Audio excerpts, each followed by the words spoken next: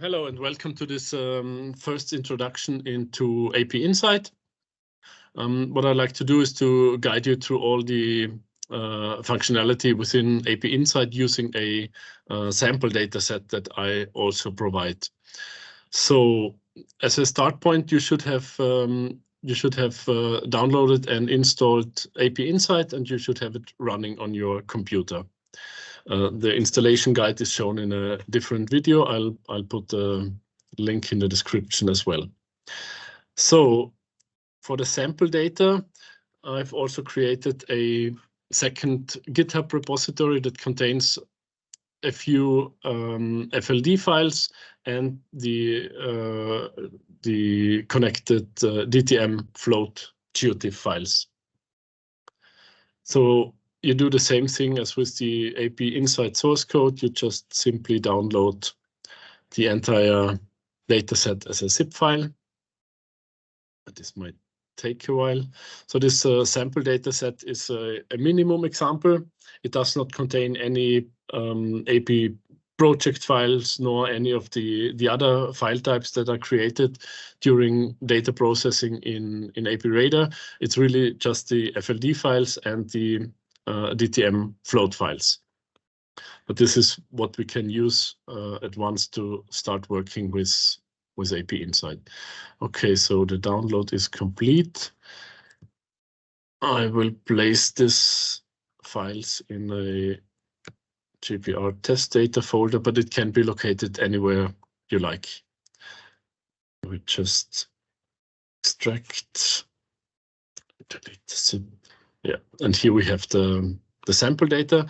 The repository also contains a folder image, but this is only the image that is shown in the repository, so we don't need this folder, and we also do not need the license and the README files. It's really just the FLD and the GeoTIFF DTM files. Okay, so then we can start ApInsight. And the first thing we're going to look at in ApInsight is the project setup. So we go to File, Create Edit Project, and Create New Project. So we can, to create a new project, we can select any FLD file, or if we switch to AP project files down here, we can use AP project files as the base files for the project setups. But in this case, we do only have the FLD files. So we just double click on this one, this file. Okay, the project, when creating a new project, the project structure will be stored in a JSON file, which gets the same name as the FLD file. In this case, now it already exists. But we can simply overwrite it. Okay, what happens now is that you get a short overview over the files and folders that the project should contain, and these files and folders are detected automatically. Now we do not have a AP project file. Then we have the FLD file. This is the base file that we selected. We do not have an NPY file. The NPY file is sort of a pre-processed version of the FLD file, and this is done because the FLD file is a compressed file format, and it takes quite a while to open and load the FLD file from scratch whenever necessary later on. So we do this pre-processing and store it as an NPY file. I'll show you a bit later. Then we have the link to the depth slice folder, which is none in our case, because the sample data do not contain any depth slice images, but we can create them automatically in a bit later. And then we have the DTM file, which was detected automatically, which is the DTM GeoTIFF file with the same name in this sample data folder. So for the depth slice images, if we have, so what the software tries to do is to detect or to find the depth slice folder automatically. within the standard file structure that is created upon processing in APRadar. Now, in this case, we do not have one. If for any reason we know we have the correct depth slice images stored in a different folder, we can use the select folder and navigate to the correct folder. But we do not have this at the moment. And then the basic structure or the basic workflow within this edit project file function is to first go to validate file path. This is not absolutely necessary, but it gives you an indication whether the files and folders found actually exist. In this case, we only have the link to the FLD and GeoTIFF file. The second step will be to run check FLD files. And now we get the result that this FLD file is not processed. This means that we do not have this NPY file. What we can do now is to click on process or pre-process FLD. Now this pre-processing will be carried out and the NPY file path will be updated. So this also created in our sample data folder a file with the same name as the FLD, but the extension NPY. Okay, and the third step is going to do is run check depth slice images. Here we also get an information that for the selected or for the FLD file, missing depth slice images detected, which means we have not found any. And what we can do in ApInsight now is to just click on create depth slice images for selected datasets. All right, this is done. Then the folder is updated as well, and we get the new information, all depth slice images found. Then we can go to exit. This grayscale range we can define we can define manually, just like in APRadar. But I would still recommend doing this only in exceptions. Rather use the entire file structure that is created after processing in APRadar. Then you should never get this message missing depth slice images detected. You can also use a default value here. I will show this a bit later. Okay, now actually the entire project is sufficiently set up. We do not need to do more. We can open this project at once. So we can go on Save Project. Usually the project, after all the pre-processing steps, the new project file is updated and saved, but we can go on Save Project. So the project file, the JSON file, is created one folder above the location of the FLD file. We can now simply overwrite it or store it under a different file name if you like. So it already exists. We want to replace. Okay, but we can go a step further at once now, and which is to use add dataset to project. As I've said, there are 3 different processings from 2 different surveys available in the sample data set. So we can now select the second FLD file, which is an already topographically corrected FLD file. Now we get the same thing happens as before. We just get a second frame that contains the files found for this FLD file. In this case, when it is already topographically corrected, no DTM file will be found, and the DTM file folder is actually, or the DTM file functions to select a file or to add a row is deactivated.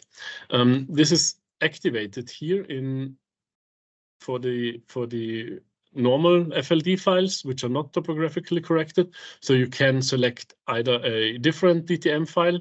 The automatically detected DTM files, those are from motorized GPR surveys, which are created during processing in AP Radar using the GPS information on the survey system. But we can, of course, use any other DTM file that we maybe have from our site. We can also use two. So in this case, we could use add row and then select another geotiff file, DTM geotiff file from the same area. At the moment, it's only DTM files in geotiff format that are supported. We do not have one at the moment. Okay, and we can also now select the third dataset, which is a different survey from the same site. Okay, so we get the third frame that contains the information for the survey E. Again, here it's not topographically corrected, so we will find a DTM file and could select more DTM files. Okay, if we add a new dataset, we should follow the three main steps again. Validate file path.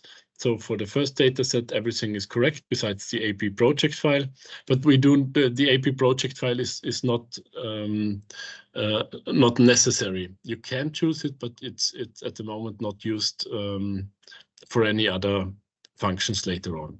But of course, for the DTM from GPR file or for the topographically corrected version and for the E dataset, there are missing pre-processings. So we then run again check FLD files. We get the information. The first one is already processed. Second and third one are not. And then we can run the pre-processing for the two other files to get the information. All are pre-processed. All NPY links should be updated. And we do the same with check depth slice images. Here we see that we have missing depth slice images detected. So we can run create depth slice images for selected datasets. And now all are updated. The reason why you have checkboxes here is that even if you already have depth slice images for your dataset, you could run this again by adjusting the grayscale value and then create the depth slice images again, if you like. All right, exit, and then we can save the project. Okay, now the project setup should be complete and we can continue in the main window of the user interface. Okay, so in the main user interface, let's look at the file menu first. We've already talked about the create edit project function. The next functions open, save, and save project as. They are pretty self-explanatory. I will still show a bit later on, but let's look at this option menu first. In this option menu, you have two settings. At the moment, there is two settings that you can predetermine for the later use of ApInsight. And this is first is this check button use compiled exe. By default, when you first install it, this will be unchecked. So you will then not use any compiled exe files. The background for this is that the process of converting the FLD file, reading the FLD file and converting it into the NPY file is a rather slow process using only Python program code. So that's why I've also implemented the same functionality in C++ and created a compiled an exe file out of this function, which is significantly faster than using only the Python code, like 4 or 5 times faster. This is not an issue when with the sample data sets that you've seen so far, because those are rather small data sets. But once you start working with large data sets, 3, 4, 5 hectares whatsoever, this is a big difference in the speed of this conversion process. So the background why it is still why it is by default it is unchecked. It is because then the ApInsight software is a complete open source code. When using compiled exe, it's not 100% open source anymore because you can't see what's inside the exe file. But I would still recommend using or checking this check button and using the compiled exe because it is a big difference. You get the same information here in this small information window. And the second settings that you can do here is the default grayscale values that we use for the creation of the section view and also for the creation of the depth slice images in the create project functionality that we have seen before. You can simply change these default values. I use this 4 and 18 at the moment because it worked best for my data sets. You can change this anytime, but also you have the possibility to manually adjust the grayscale range when creating the depth slice images or when creating the section images. Whenever you change something in here, you simply click on confirm, and the information is stored in a separate file within the program folder. All right. So the next thing to do is to actually use Open Project. Oops, this was the file, the save function. Open Project, and then we select the same JSON file that we have previously created. All right. So depending on the size of your data set, this might take a while or be rather fast now, as in the case with the sample data sets. Okay, so what do we have in this main window? On the left side, we have the data frame. It shows us our 3 data sets, the 3 FLD files that were put in the project. We can simply switch between those FLD files. Then we have a list box that contains all the individual depth slice images. We can simply click on one of the images and drag the cursor up and down, and the selected image will be displayed. The currently selected image will be displayed in the main image viewer. We also have a depth slider, which we also can simply click on and drag up and down. Will give us some information about the current depths and the minimum maximum depths of our data set. This will change a bit when switching to the already topographically corrected FLD file. Then we show minimum and maximum elevation values and also the elevation and depths of the current image that is selected. So it's using the image list boxes, maybe easier to specifically select one file. Using the depth slider, it's easier to quickly go up and down through the dataset. Also in this left frame of the interface, we have at the top to switch between viewer mode and analysis mode. This is deactivated by default at the moment. You cannot do anything here. These functions will be updated a bit later on. Then let's look at the main image viewer. As said, this shows always the currently selected file from this image list box. In the image viewer, we can simply pan and zoom. And also then if we select another zoom factor and pan to a different spot and use the image list box or the depth slider, the zoom factor and position of the image will stay the same. Then in this image viewer, we also have the option to use zoom to full extent, and then the image will be rescaled to fit within the entire space that the image viewer provides. What you can see down here at the bottom, this is coordinates in easting and northing. And these are simply read out of the FLD file and the position of the cursor. So this is a nice little function. Not sure if you're really gonna need this at any point. Okay, then maybe let's look at the measurement tool first. Here we have the options to measure a distance or an area. It's simply what you know from GIS as well. To measure a distance, you simply click on one point and then drag the mouse cursor, stay clicked, and you can measure distances.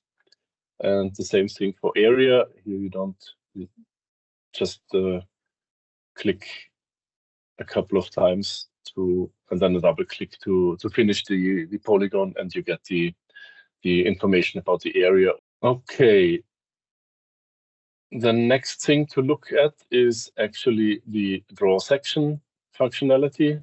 This is probably that's what we are going to use most in ApInsight.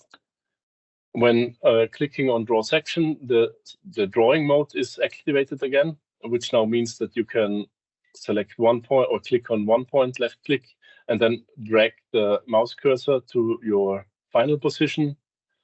And once you release the mouse button, the section will be finished and displayed in the image viewer, and also the section information will be shown in this right frame.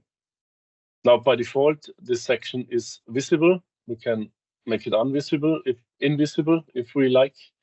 And we also have the check button keep. This we can use because if we now, after finishing the first section, we are still in the drawing mode. If we now continue drawing a different section, the first section will be simply overwritten. So this is intended that you can do this until you are satisfied with the position of your section, and then you can use the keep or check the keep check button.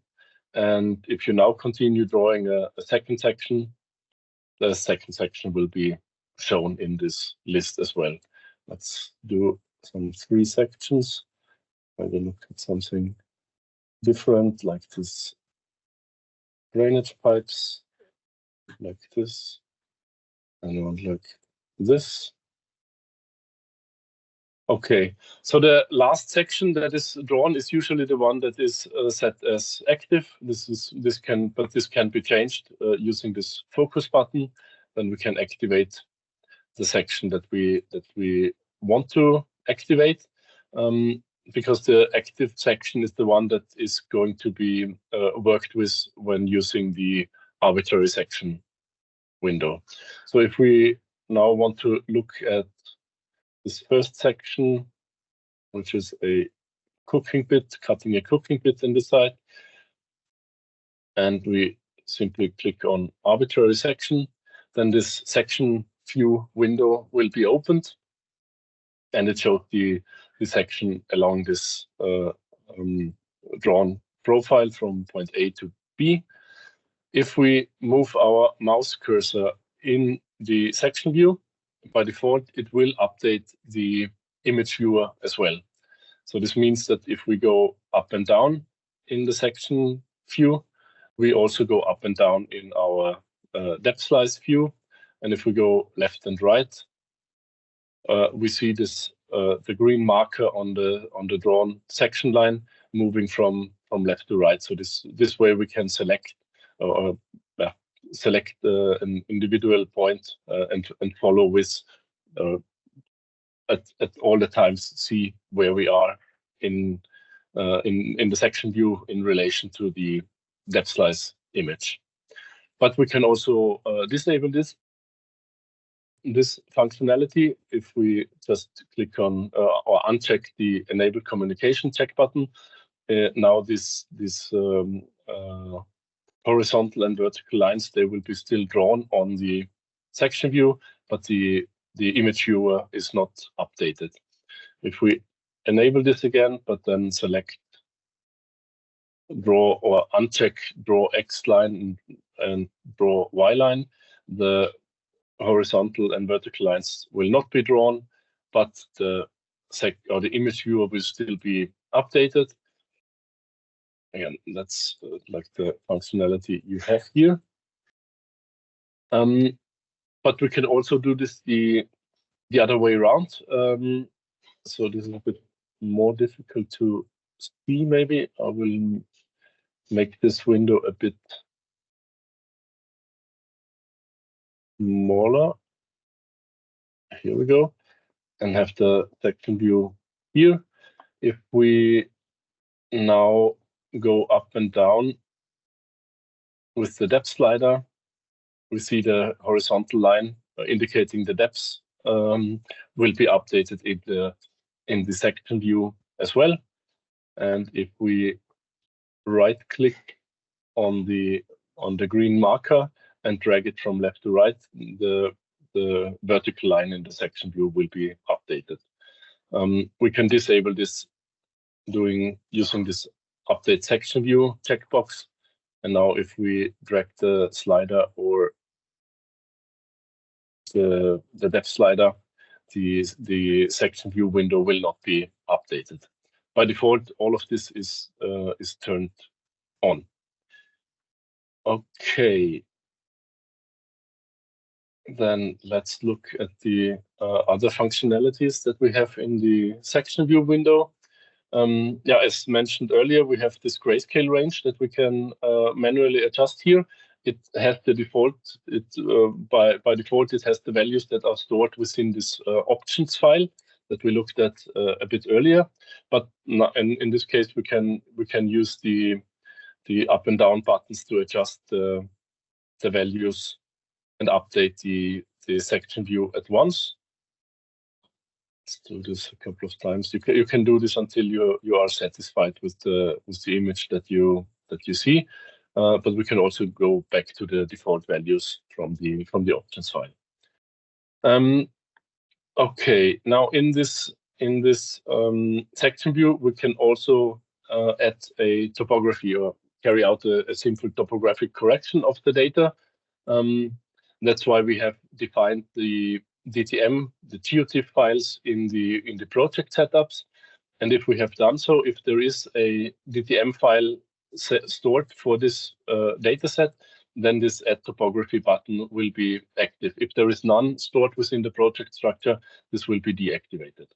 Now we can simply carry out this topographic correction. In this case, this rather small section, there is no real topography, or the topography is within 5 centimeters, the resolution of the data set. So let's maybe use a different section to do so. We can simply close this section view and maybe select one of the other sections that we've drawn. Probably this one is best, a longer one. Again, do the arbitrary section. In this case, we see we selected the section alongside or parallel with one of the drainage pipes in the data set, which we now can clearly see in the section view as well. Okay, let's do add topography. Still, this is not there is not a lot of topography happening here, but there is a difference of maybe some 40 centimeters over this distance. We can also use the clear topography.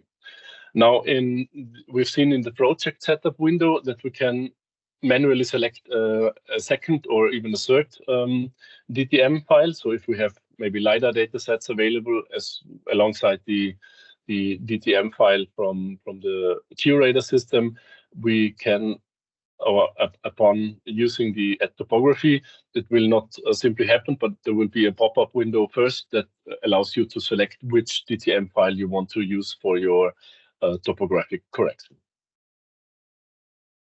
Okay, and the last function in here is the export image. This will open a file menu again, and you can navigate to a folder where you want to save your image, and then just have whatever name you like. Test 1, save, and if we now go into our folder structure, where did we save test 1? This is this is the image that will be exported. It's done with 300 dpi, so it should be ready to be used with for reports and publications or whatsoever. Okay, maybe let's try a very long section that you really can see the effect of the topographic correction. Arbitrary section. Topography. In this case, you do see the effect of this of the topographic correction more clearly. But then you can also always use the clear topography function, because then and thus remove and display the original section. Okay, some more about the sections. You also have this hide all function or show all function. This will update the sections that are shown in the image viewer, but you can also manually select individual sections that you maybe do not want to show. To show all. Then we also have an export function. It will only take the visible sections at this moment. So if you want to export all, maybe use the show all button first. Export all visible sections. It will suggest a file name that we can use, and use the same folder where our JSON file is stored. So we can just go on save now, and it will be the sections will be stored as a shapefile. We can maybe double check this in GIS. So the section line shapefile is in the same folder, and we can just drag this in here. It's a bit difficult to see with this color. You see all the section lines that we have exported are visible in GIS as well. Now in GIS, you can also, if you do your archaeological interpretation in GIS before, you can also use you can also simply create a line shapefile and draw these individual sections, which you then can import into ApInsight. What we can do now is, as we have exported this already, we can simply uncheck the keep button, and once we uncheck the keep button, the section will be deleted from our project. But now we can use import section, select the same sections file, and the same sections will be shown here. Now, if you draw your sections in GIS before, the only thing to consider is that we only can display sections that consist of exactly 2 points, or polylines that consist of exactly 2 points. We cannot have a multi-point file at this moment.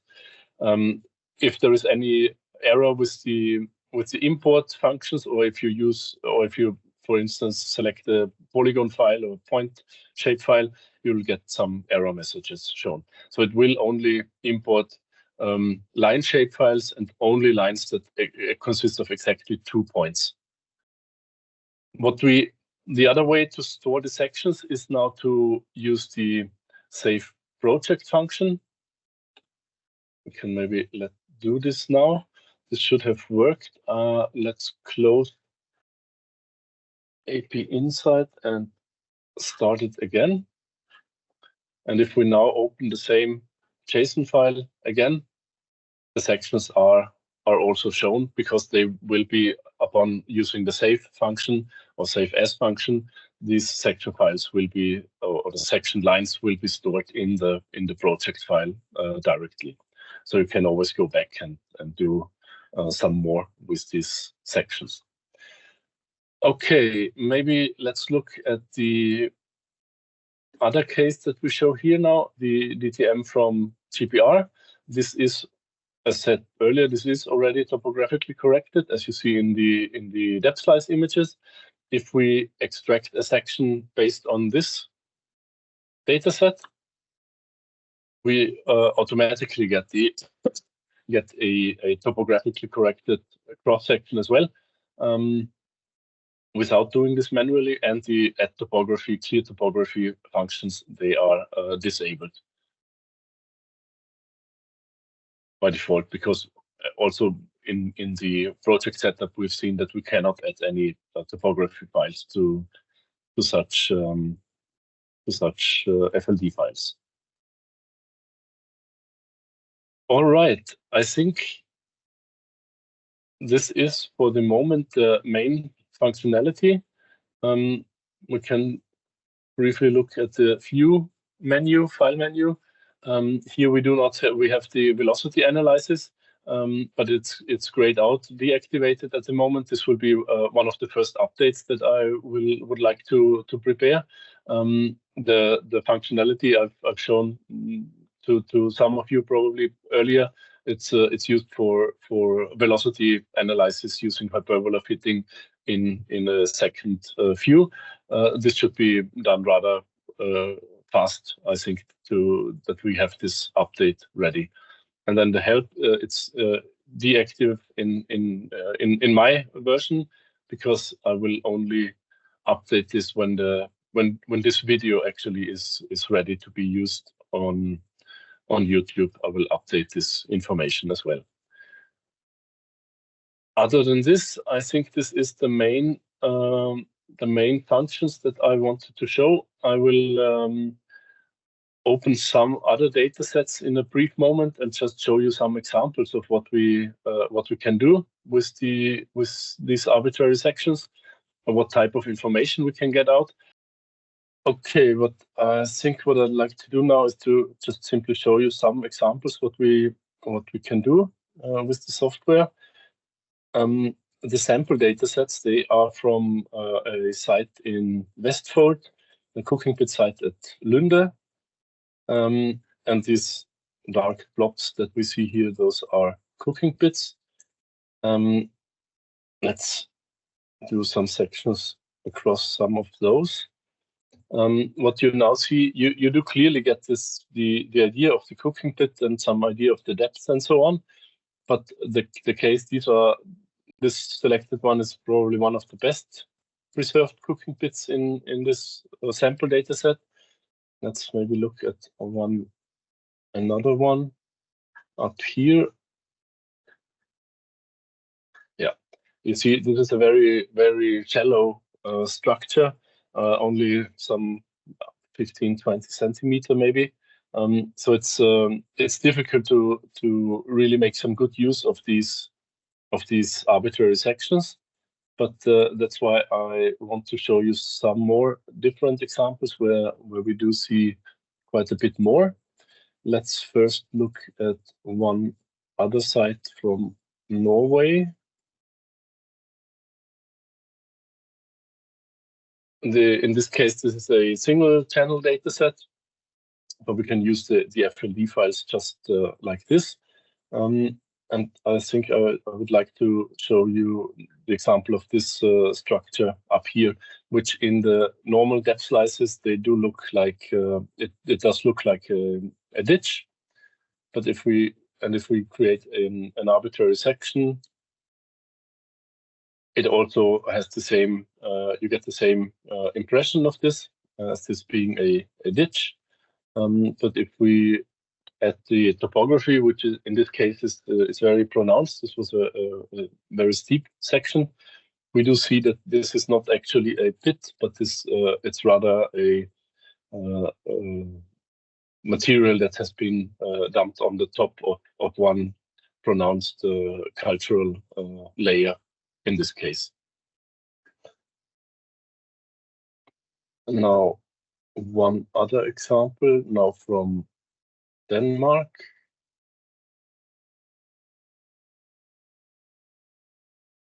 One of the sites we surveyed last year.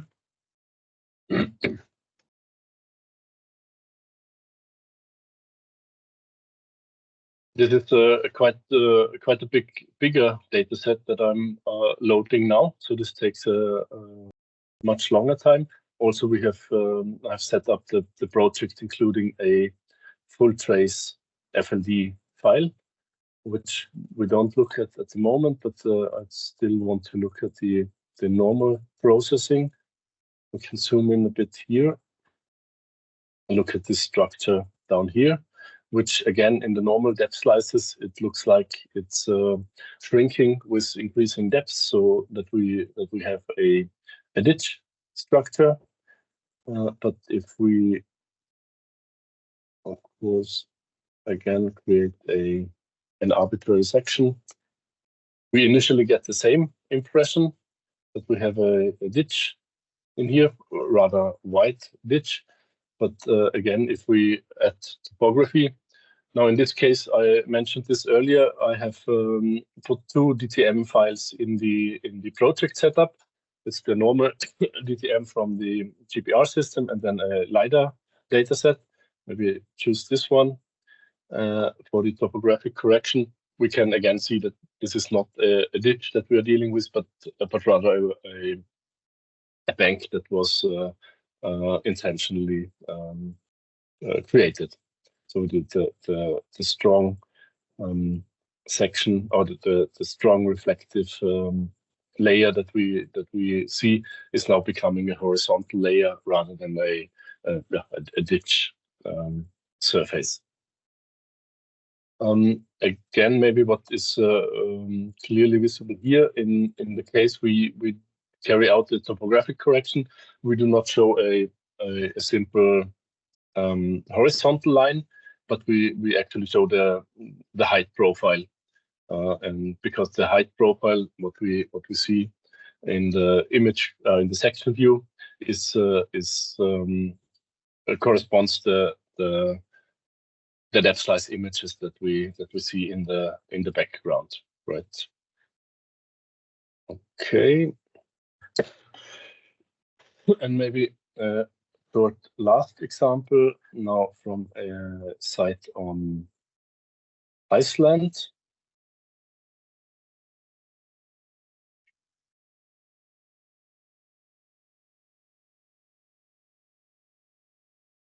So this is the Icelandic dataset, which contains some settlement remains from the probably medieval period.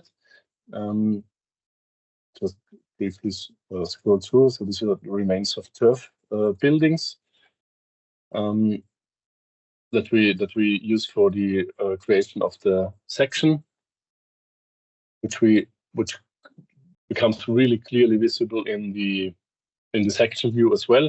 And in this case, this strong reflective layer is actually one of the tephra layers from a volcanic eruption on Iceland. But what I mainly want to show you in this case, this is the full trace analysis processing of the dataset, and creating an arbitrary section here will give you a good impression of how useful these processings can be, especially in our case. So this is I think a very nice cross-section image that we can create, and not only see this one tephra layer that was clearly visible in the normal processing as well, but that we have multiple further tephra layers in the top, in the upper part of the stratification as well. Okay, so I think with that I am finished with my instruction. I hope you managed to install the software and get it running on your computer. I think I've talked about basically all the points that are now within ApInsight. But if you have any issues or troubles getting the software installed, or if you find any bugs that we haven't found so far that need some fixing, please just send me an email, and I will try to get this done or help you as soon as possible. Maybe a bit on the updates. I'm there is quite many further functions that we have discussed previously that are not a part of the software at the moment. We spoke about the velocity analysis. Then I think another important update is going to go into the direction of making it a bit faster, especially when dealing with large data sets.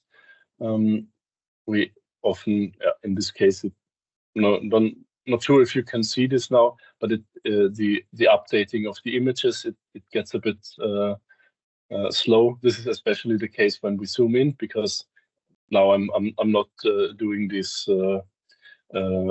these image updates in a very effective manner. So there are quite some updates that are planned and will come.